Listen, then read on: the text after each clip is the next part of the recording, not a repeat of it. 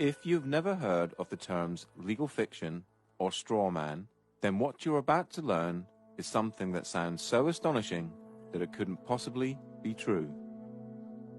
If I were to tell you that paying your tax, getting a driver's license, registering your car, paying fines, and attending court are all optional and that you are conned into agreeing with them, what would you think? It has been said that you need to know that you're in a cage before you can escape from that cage. Let's look into how you're being tricked and how your power is being hidden from you. Ah, the government. It loves you and wants to keep you safe and well. It even wants to make paying taxes, fines, and court costs easier for you. How? Well, you'll need to meet your straw man. Your straw man is a fictitious legal entity created at your birth through your birth certificate and the registration of that birth. Here's a definition of straw man. A front, a third party who is put up in name only to take part in a transaction. Nominal party to a transaction. Black's Law Dictionary, 6th edition.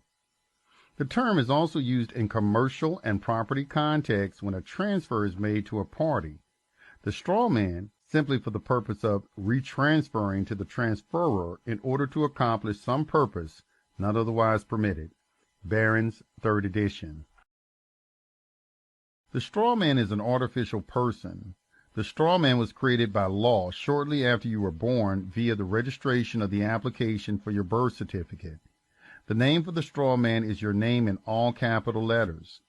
You will notice that the inscription on the birth certificate in your name is in all capital letters. The English language has precise rules of grammar that make no provision for writing proper nouns in all capital letters. So your name spelled with all capital letters is a fictitious name. Whenever a human being is born, there's two entities. One is the real entity, which is the human being, the flesh and blood, and the other is a legal fiction, a fictional entity that is nothing more than a piece of paper, the birth certificate. Again, we're duped into believing that these are one in the same, and so we're tricked into representing the legal fiction, the straw man, that birth certificate. So when people get fines and things like that, it's actually consulting the legal fiction, the non-existent entity, the corporate entity that is owned by corporations. You have any interactions with the bureaucracy, okay? They're not interacting with you, they're actually interacting with your legal fiction, because they can't deal with a flesh and blood human. Yeah, they have to deal with another corporation. When you start to break down the words that we use and you start to look at the roots of all these words and you actually look at where these words, what these words actually really mean, you start to get an idea of what's going on. The word corporation is very, very specific because it's corp and oration, it's dead speak. So a corporation is something that's dead. It's an entity that exists only in a legal framework. It doesn't exist in any other framework at all. It only becomes an entity through legal mechanisms and legal means. In essence, when you were born and far too young to understand, a company with your name was created through your birth certificate. When your parents registered your birth, they actually created a company and handed ownership of that company and you over to the state. It is important to remember that your parents were tricked and had no idea this was happening.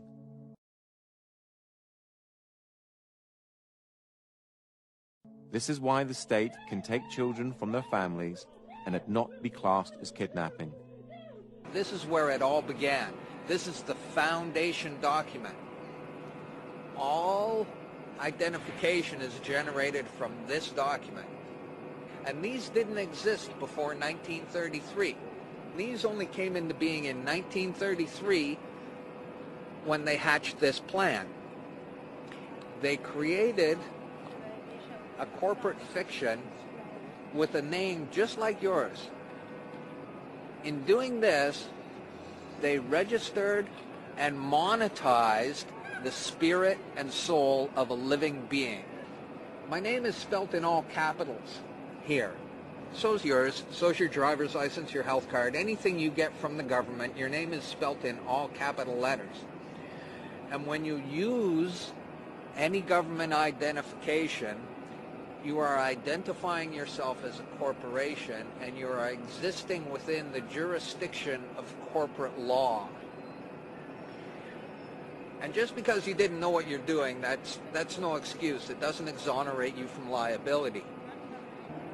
There was a bankruptcy in 1933, and the central bankers came in and said, we have a mechanism whereby you can continue to conduct commerce even though you're bankrupt and there's no money. Pledge your citizens as collateral.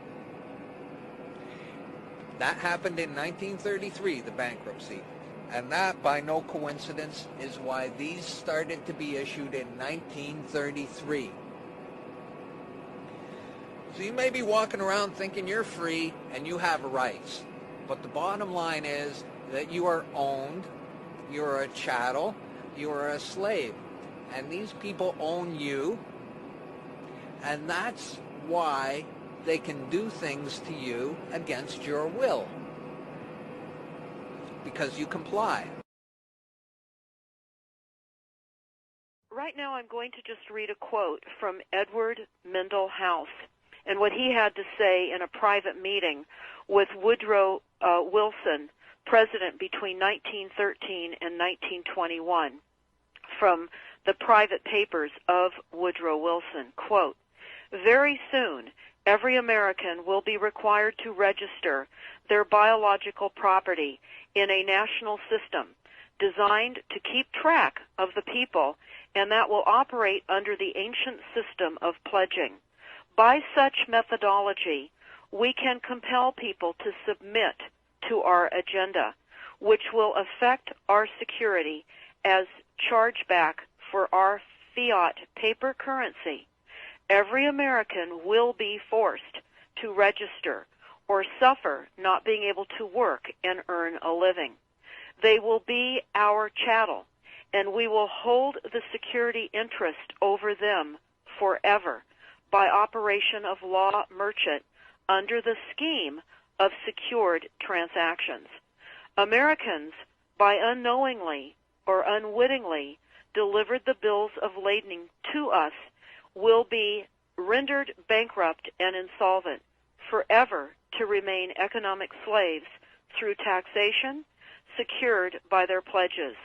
They will be stripped of their rights and given commercial value designated to keep us a profit that will be none the wiser.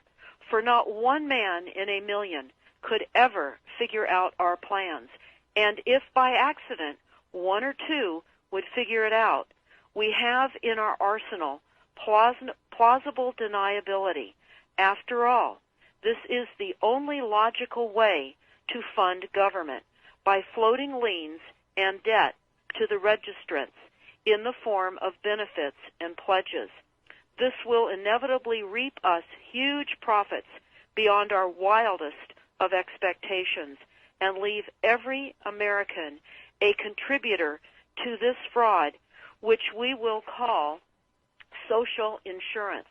Without realizing it, every American will insure us for any loss we may incur, and in this manner, every American will unknowingly be our servant, however begrudgingly. The people will become helpless without any hope for their redemption, and we will employ the high office of the President as our dummy corporation to foment this plot against America. Having established plausible deniability, even if people become enlightened that they had a remedy and pursued it, the attorneys, judges, and legislators could claim that they did not understand the people's claims, especially if the technical requirements for achieving it were not followed pursuant to statutory requirements. Requiring the public schools to teach civics, government, and history classes out of federally approved, politically correct textbooks written by the publishing houses, owned by the owners of the Federal Reserve, would assure that the people would not discover the remedy for a long time, if ever.